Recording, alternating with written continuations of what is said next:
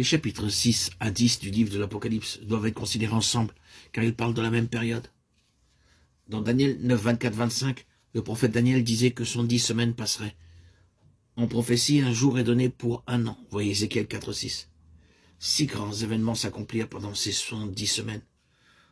Le temps peut être divisé en 3 périodes. La première division parle de l'ordre de restaurer et construire Jérusalem. 2 Chroniques 36, 21, 23. En 46 ans, Jérusalem et le temple furent reconstruits sous Esdras, Néhémie, Agé et Zacharie. La seconde division va de l'achèvement de Jérusalem à la croix.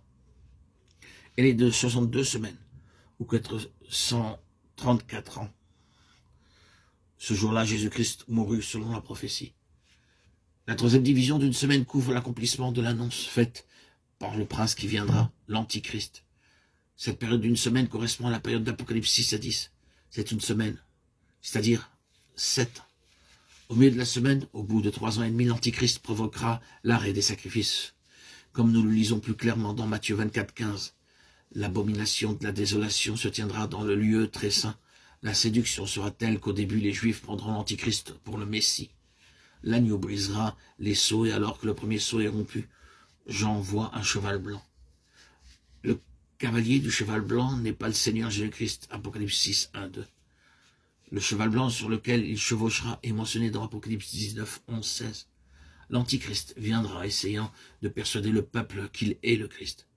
Il aura le pouvoir de vaincre dans la première période de 3 ans et demi, de faire des coalitions et des alliances avec beaucoup de peuples. À cause de ce désordre et de la confusion du monde, le peuple aura besoin du secours d'une personne sage. Les autorités mondiales désigneront l'Antichrist comme leur chef et il deviendra un dictateur mondial. Au second sceau, il est donné une grande épée au cavalier du cheval roux, Apocalypse 6, 3, 4. Ceci parle de beaucoup de guerres, Matthieu 24, 6, 8, Marc 13, Luc 21. C'est le commencement de l'ère de la tribulation quand il y aura des affrontements, de la violence dans beaucoup de pays.